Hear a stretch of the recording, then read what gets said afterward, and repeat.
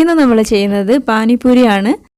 നമ്മൾ പുറത്തുനിന്നൊക്കെ കഴിക്കുന്ന അതേ ടേസ്റ്റിൽ തന്നെ വളരെ എളുപ്പത്തിൽ നമുക്ക് വീട്ടിൽ പാനിപൂരി റെഡിയാക്കി എടുക്കാവുന്നതേ ഉള്ളൂ. നമ്മുടെ വീട്ടിൽ എപ്പോഴും ഉണ്ടാകുന്ന ഇൻഗ്രീഡിയൻസ് മാത്രം വെച്ചിട്ട് നമുക്കിത് റെഡിയാക്കിയെടുക്കാം. പിന്നെ വീഡിയോ കണ്ടുകൊണ്ടിരിക്കുന്ന സമയത്ത് നിങ്ങൾക്ക് ഇഷ്ടപ്പെടുകയാണെങ്കിൽ വീഡിയോ ഒന്ന് ലൈക്ക് ചെയ്യേണ്ട കാര്യം മറക്കരുത് കേട്ടോ. പിന്നെ സബ്സ്ക്രൈബ് ചെയ്യാത്ത ഏതെങ്കിലും കൂട്ടുകാരുണ്ടെങ്കിൽ ഒന്ന് സബ്സ്ക്രൈബ് ചെയ്യേണ്ട കാര്യം മറക്കരുത് കേട്ടോ. അപ്പോൾ നമുക്കിത് എങ്ങനെയാണ് ചെയ്യുന്നത് നോക്കാം. അപ്പോൾ നമുക്ക് ആദ്യം തന്നെ ഇതിലേക്ക് വേണ്ട പൂരി റെഡിയാക്കി എടുക്കാനുള്ള മാവൊന്ന് കുഴച്ചെടുക്കാം. അതിന് വേണ്ടിയിട്ട് ഞാനിപ്പോൾ ഇവിടെ 1 കപ്പ് റവയാണ് എടുത്തത്. വറുത്ത റവയായാലും വറുക്കാത്ത റവയായാലും കുഴപ്പമൊന്നുമില്ല. ഞാനിപ്പോൾ ഇവിടെ വറുത്ത റവയാണ് എടുത്തത്. വേണമെന്നുണ്ടെങ്കിൽ ചെറുതായിട്ടൊന്ന് ഈ റവ പൊടിച്ചെടുക്കാവുന്നതാണ്. ഞാനിപ്പോൾ ഇവിടെ പൊടിച്ചെടുക്കുന്നില്ല. പിന്നെ ഇനി ഇതിലേക്ക് 1 കപ്പ് റവ എടുക്കുമ്പോൾ 2 ടേബിൾ സ്പൂൺ മൈദപ്പൊടി ഇട്ട് കൊടുക്കാം. 1 കപ്പ് റവയിലേക്ക് 2 ടേബിൾ സ്പൂൺ മൈദപ്പൊടിയാണ് ഇട്ട് കൊടുക്കേണ്ടത്. പിന്നെ ഇനി ഇതിലേക്ക് ആവശ്യത്തിനുള്ള ഉപ്പ് ചേർത്ത് കൊടുക്കുക. ഇനി ഇതെല്ലാം കൂടി നന്നായിട്ടൊന്ന് മിക്സ് ചെയ്ത് കൊടുക്കുക. പിന്നെ ഇനി ഇതിലേക്ക് 1 ടേബിൾ സ്പൂൺ ഓയിലാണ് ഒഴിച്ചു കൊടുക്കുന്നത്. സൺഫ്ലവർ ഓയിലാണ് ഞാനിപ്പോൾ ഇതിലേക്ക് ഒഴിച്ചു കൊടുക്കുന്നത്. ഏത് ഓയിൽ വേണമെങ്കിലും നമുക്കിതിലേക്ക് ഒഴിച്ചു കൊടുക്കാവുന്നതാണ്. ഇനി ഇതും കൂടെ കൂട്ടി നന്നായിട്ടൊന്ന് മിക്സ് ചെയ്ത് കൊടുക്കുക. ഇനി നമ്മളിതിലേക്ക് ആവശ്യത്തിന് വെള്ളം ഒഴിച്ചിട്ട് ഇതൊന്ന് കുഴച്ചെടുക്കണം. ഞാനിപ്പോൾ ഇതിലേക്ക് 1/2 കപ്പ് വെള്ളമാണ് ഒഴിച്ചു കൊടുത്തത്. 1/2 കപ്പ് വെള്ളമൊക്കെ എന്തായാലും വേണ്ടി വരും. 1/2 കപ്പ് വെള്ളം ഒഴിച്ചപ്പോൾ ഇതുപോലെ ഇരിക്കുന്നുണ്ട്. പിന്നെ നമ്മൾ റവയിലേക്ക് വെള്ളം ഒഴിക്കുമ്പോൾ റവയിൽ പെട്ടെന്ന് തന്നെ വെള്ളം വലിച്ചു കുടിക്കും. 1/2 കപ്പ് ഒഴിച്ചപ്പോൾ അത് ലൂസായിട്ടിരിക്കുന്നുണ്ട്. അത് കുഴപ്പമൊന്നുമില്ല. കുറച്ച് നമ്മളിത് കുഴച്ചെടുക്കുമ്പോൾ തന്നെ ഇത് ടൈറ്റ് ആയിക്കോളും. ഓരോ റവയും വ്യത്യാസമുള്ളത് കൊണ്ട് തന്നെ നമുക്കിവിടെ ആയ വെള്ളമായിരിക്കില്ല നിങ്ങൾക്ക് ആവശ്യം വരിക. അപ്പോൾ നോക്കിയിട്ട് ആവശ്യത്തിനനുസരിച്ച് വെള്ളം ഒഴിച്ചിട്ട് നന്നായിട്ട് കുഴച്ചെടുക്കാം. കുറേശ്ശെ ഒഴിച്ചു കൊടുത്തിട്ട് കുഴച്ചെടുക്കാം. ഇപ്പോൾ തന്നെ ഇത് ടൈറ്റായി വരുന്നുണ്ട്. റവയിൽ വെള്ളം ഒഴിക്കുമ്പോൾ അത് പെട്ടെന്ന് തന്നെ അതങ്ങ് വലിച്ചു കുടിക്കും. അപ്പോൾ 1/2 കപ്പ് വെള്ളം ഒഴിക്കുന്ന സമയത്ത് ഇതിങ്ങനെ ലൂസായിട്ടിരിക്കുമ്പോൾ നമ്മൾ പേടിക്കൊന്നും വേണ്ട. ഇതിനി നന്നായിട്ടൊന്ന് കുഴച്ചെടുക്കണം. ഒരു 5-8 മിനിറ്റോളം നമ്മളിത് കുഴച്ചെടുക്കണം. നല്ല സോഫ്റ്റായിട്ട് കിട്ടുന്നവരെ കുഴച്ചെടുക്കുക. മൊത്തത്തിൽ ഞാനിപ്പോൾ ഇതിലേക്ക് 1/2 കപ്പും 2 ടേബിൾ സ്പൂണും കൂടെ വെള്ളമാണ് ഒഴിച്ചു കൊടുത്തത്. ഓരോ റവയ്ക്കനുസരിച്ച് വെള്ളത്തിൻ്റെ അളവിൽ വ്യത്യാസം ഉണ്ടാവും. കൈകൊണ്ട് ഇതുപോലെ ഒന്ന് ചെയ്യുമ്പോൾ ഇത് താഴേക്ക് പോകുന്ന രീതിയിൽ വേണം കിട്ടാൻ വേണ്ടിയിട്ട്. പിന്നെ ഇനി നമുക്കിത് അടച്ച് വെച്ച് ഒരു അരമണിക്കൂർ ഇതൊന്ന് മാറ്റി വെക്കണം. ഇതുപോലുള്ളൊരു തുണി നനച്ചതിന് ശേഷം നന്നായിട്ട് പിഴിഞ്ഞിട്ട് ഇതുപോലൊന്ന് അടച്ച് വെച്ച് കൊടുത്താൽ മതി. ഇനി നമുക്കിതൊരു അരമണിക്കൂർ മാറ്റി വെക്കാം. ഇനി നമുക്ക് ആ ഒരു സമയം കൊണ്ട് ഇതിലേക്ക് വേണ്ട ബാക്കി ഐറ്റംസൊക്കെ ഒന്ന് റെഡിയാക്കി എടുക്കാം. ആദ്യം നമുക്ക് പാനിയിലേക്ക് വേണ്ട പുളിയൊന്ന് വെള്ളത്തിലിട്ട് കുതിർക്കാൻ വേണ്ടി വെക്കാം. അതിന് വേണ്ടിയിട്ട് ഞാനിപ്പോൾ ഈ ഒരു വലുപ്പത്തിലുള്ള പുളി എടുത്തിട്ടുണ്ട്. ഇനി നമുക്കിതിലേക്ക് ഒരു 1/2 ഗ്ലാസ് വെള്ളം ഒഴിച്ച് കൊടുത്തിട്ട് ഇതൊരു 20 മിനിറ്റ് ഒന്ന് മാറ്റി വെക്കാം. ഈ പുളി ഒരു 20 മിനിറ്റോളം ഒന്ന് കുതിർത്തതിന് ശേഷം നമുക്ക് പിഴിഞ്ഞെടുക്കാം.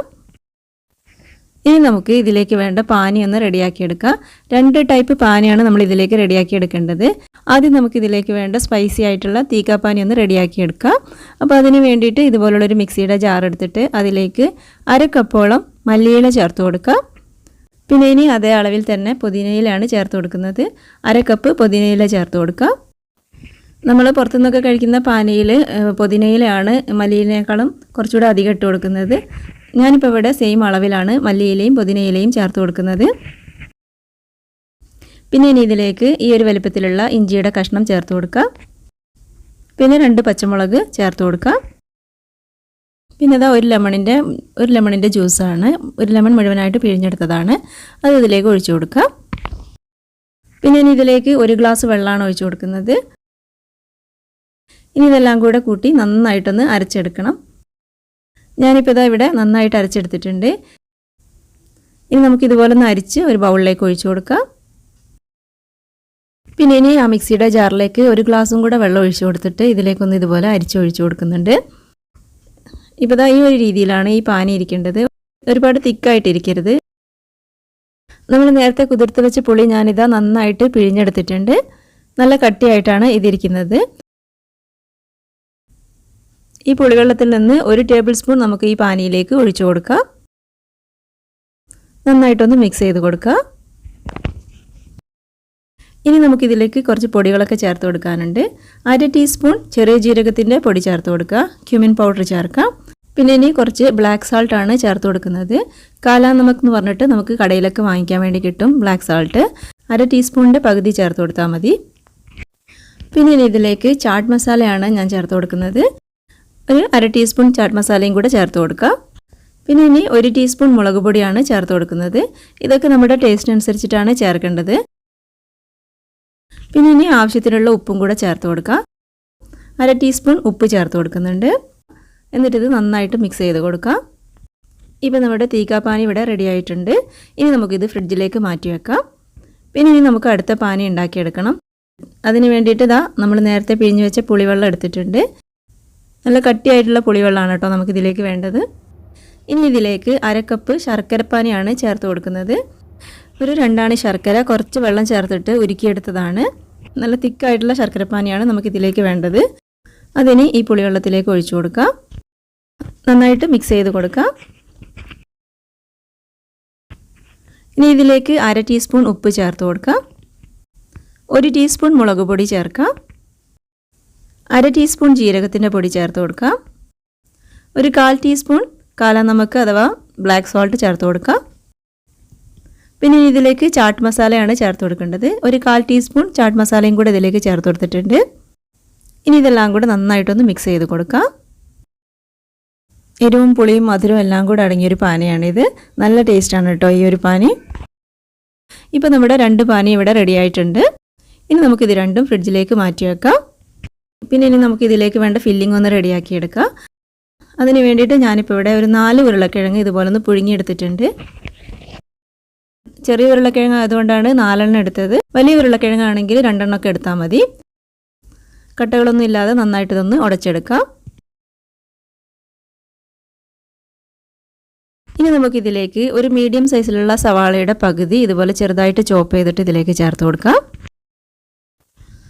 ഒരു അരക്കപ്പ് മല്ലിയില ഇതുപോലെ ചെറുതായിട്ട് ചോപ്പ് ചെയ്തിട്ട് ഇതിലേക്ക് ചേർത്ത് കൊടുക്കാം. ഒരു പച്ചമുളക് ചെറുതായിട്ട് കട്ട് ചെയ്തിട്ട് ചേർത്ത് കൊടുക്കാം. പിന്നെ ഇനി ഇതിലേക്ക് കുറച്ച് ചെറുപയറാണ് ചേർത്ത് കൊടുക്കുന്നത്. ചെറുപയർ ഒരു വിസിൽ വരുന്നവരെ ഒന്ന് വേവിച്ചെടുത്തതാണ്. നമുക്ക് ഈ ചെറുപയറിന് പകരം കടല വേവിച്ചെടുത്തതും ഇതിലേക്ക് ചേർക്കാവുന്നതാണ് കേട്ടോ. ജസ്റ്റ് ഒന്നങ്ങ് വേവിച്ചെടുത്താൽ മതി. ഒരുപാട് അങ്ങ് വെന്ത് കുഴഞ്ഞു പോകരുത്. കുക്കറിലിട്ട് ഒരു വിസിൽ വരുന്നവരെ ചെറുപയറൊന്ന് വേവിച്ചെടുത്താൽ മതി.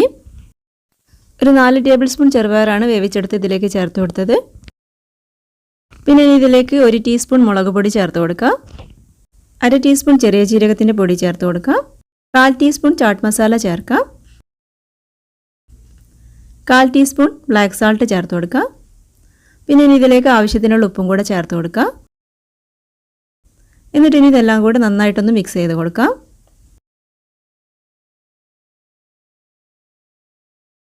ഇപ്പോൾ ഇതാ നന്നായിട്ട് മിക്സ് ചെയ്ത് കൊടുത്തിട്ടുണ്ട്. ഇപ്പോൾ നമ്മുടെ പൊട്ടാറ്റോ ഫില്ലിംഗ് ഇവിടെ റെഡി ആയിട്ടുണ്ട്. ഇനി നമുക്കിത് മാറ്റി വെക്കാം. ഇപ്പോൾ നമ്മൾ പൂരിക്ക് വേണ്ടി മാവ് കുഴച്ച് വെച്ചിട്ട് അരമണിക്കൂറോളം ആയിട്ടുണ്ട്. ഇനി ഈ മാവ് ഇതുപോലെ ഒന്നുകൂടെ ഒന്ന് കുഴച്ചെടുക്കാം. ഇനി നമുക്ക് ഈ മാവിനെ 3 പീസാക്കി മാറ്റാം.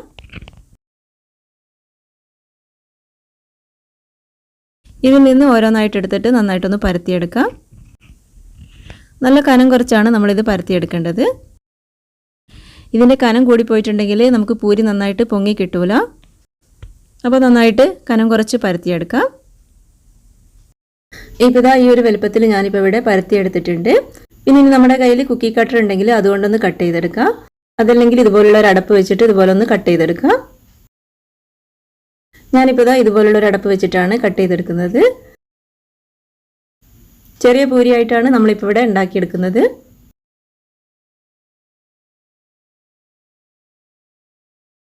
ഇപ്പോൾ ഇതാ കണ്ടോ, ഈ ഒരു കനത്തിലാണ് നമ്മളിത് പരത്തിയെടുക്കേണ്ടത്.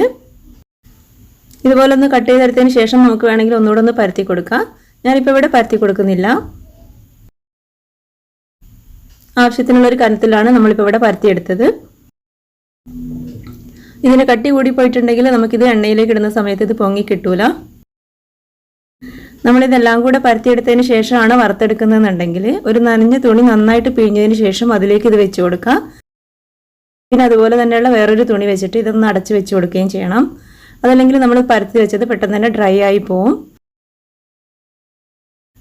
ഞാനിപ്പോൾ ഇത് ആദ്യം പരത്തിയെടുത്തത് ഒന്ന് വറുത്തെടുക്കുകയാണ്. എന്നിട്ട് പിന്നെ അതിൻ്റെ ശേഷമാണ് ബാക്കി പരത്തിയിട്ട് വറുത്തെടുക്കുന്നത്. ആദ്യം നമുക്ക് ചൂടായ എണ്ണയിലേക്ക് ഓരോന്നായിട്ട് ഇട്ട് കൊടുക്കാം. എണ്ണ നന്നായിട്ട് ചൂടായതിന് ശേഷമാണ് നമ്മൾ പൂരി ഇതിലേക്ക് ഇട്ട് കൊടുക്കേണ്ടത്. പിന്നെ ഇത് ഇട്ട് കൊടുത്തതിന് ശേഷം ഫ്ലെയിം ഒന്ന് കുറച്ച് വെക്കാം. ഇനി നമ്മളിത് ഓയിലിലേക്ക് ഇട്ടതിന് ശേഷം ഓയിൽ ഇതുപോലെ ഇതിൻ്റെ മേലെ ഒന്ന് തെളിച്ച് കൊടുക്കണം. ഇപ്പോൾ ഇതാ പൂരി നന്നായിട്ട് പൊങ്ങി കിട്ടിയിട്ടുണ്ട്. കനം കുറച്ച് പരത്തി എടുക്കുമ്പോഴാണ് നമുക്ക് ഇതുപോലെ പൊങ്ങി കിട്ടുന്നത്. പിന്നെ ഇതുപോലെ പൊങ്ങി കിട്ടുന്നില്ല എന്നുണ്ടെങ്കിൽ അത് കനം കൂടിയത് കൊണ്ടാണ്. അപ്പോൾ ബാക്കിയുള്ളത് ഒന്നുകൂടെ ഒന്ന് പരത്തിയതിന് ശേഷം ഇട്ട് കൊടുത്താൽ മതി. ഇപ്പോൾ നമ്മുടെ ഒരു പൂരി ഇവിടെ റെഡി ആയിട്ടുണ്ട്. ഇനി നമുക്കിത് എണ്ണയിൽ നിന്ന് കോരി മാറ്റാം. ബാക്കിയുള്ളതെല്ലാം ഇതുപോലെ തന്നെ വറുത്തെടുക്കാം. ഇപ്പോൾ നമ്മുടെ പൂരി നല്ല ക്രിസ്പി ആയിട്ട് അടിപൊളിയായിട്ട് കിട്ടിയിട്ടുണ്ട്. ഈ ഒരു കളറിൽ കിട്ടിയതിന് ശേഷമാണ് നമ്മളിത് എണ്ണയിൽ നിന്ന് കോരിയെടുക്കേണ്ടത്. നന്നായിട്ട് ക്രിസ്പി ആവുന്നവരെ നമ്മൾ വറുത്തെടുക്കുകയാണെന്നുണ്ടെങ്കിൽ ഇത് കുറേ സമയം കൊഴിഞ്ഞു പോവാതെ നല്ല ക്രിസ്പി ആയിട്ട് തന്നെ കിട്ടും. എണ്ണയിലേക്ക് ഇടുന്ന സമയത്ത് നമ്മൾ ഇതുപോലെ എണ്ണ ഇതിൻ്റെ മേലെ തെളിച്ച് കൊടുക്കണം. ബാക്കിയുള്ള പൂരി എല്ലാം ഇതുപോലെ വറുത്തെടുക്കാം.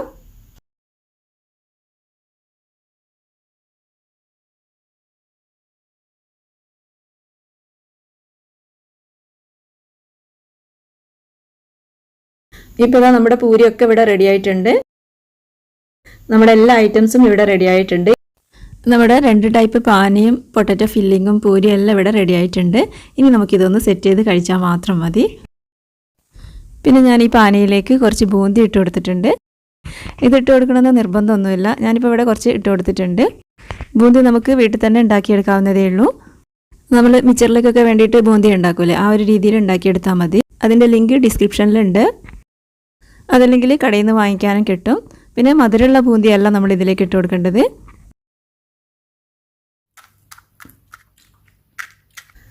ആദ്യം നമുക്ക് ഓരോന്നായിട്ട് എടുത്ത് ഇതുപോലൊന്ന് ചെയ്ത് കൊടുക്കാം. എന്നിട്ട് പിന്നെ ഇതിലേക്ക് പൊട്ടറ്റോ ഫില്ലിങ് വെച്ച് കൊടുക്കാം. പിന്നെ നമ്മുടെ കട്ടാമിട്ട പാനി കുറച്ച് ഒഴിച്ചു കൊടുക്കാം. നമുക്കിത് ഏത് രീതിയിലും കഴിക്കാവുന്നതാണ് കേട്ടോ. കട്ടാമിട്ട പാനി മാത്രം ഒഴിച്ചിട്ടാണ് കഴിക്കേണ്ടതെന്നുണ്ടെങ്കിൽ ഇതുപോലെ തന്നെ കഴിക്കാം. അതല്ലെങ്കിൽ നമ്മൾ തീക്കാപ്പാനിയിൽ ഇതുപോലെ ഒന്ന് മുക്കിയതിന് ശേഷം കഴിക്കാം. ഇപ്പോൾ നമ്മുടെ പാനിപ്പൂരി ഇവിടെ റെഡി ആയിട്ടുണ്ട്. ഇനി നമുക്കിതൊന്ന് കഴിച്ച് നോക്കാം. നമ്മൾ പുറത്തുനിന്നൊക്കെ കഴിക്കുന്ന അതേ ടേസ്റ്റ് തന്നെയാണ് ഇതിരിക്കുന്നത്. അപ്പോൾ തീർച്ചയായിട്ടും ഇതുപോലെ ഒന്ന് ചെയ്ത് നോക്കണേ. നമ്മുടെ വീട്ടിൽ എപ്പോഴും ഉണ്ടാകുന്ന ഇൻഗ്രീഡിയൻസ് മാത്രം മതി ഇതിലേക്ക്. നല്ല ടേസ്റ്റാണ് ഇത് കഴിക്കാൻ. അപ്പോൾ എല്ലാവരും ഇതുപോലെ ഒന്ന് ട്രൈ ചെയ്ത് നോക്കാം.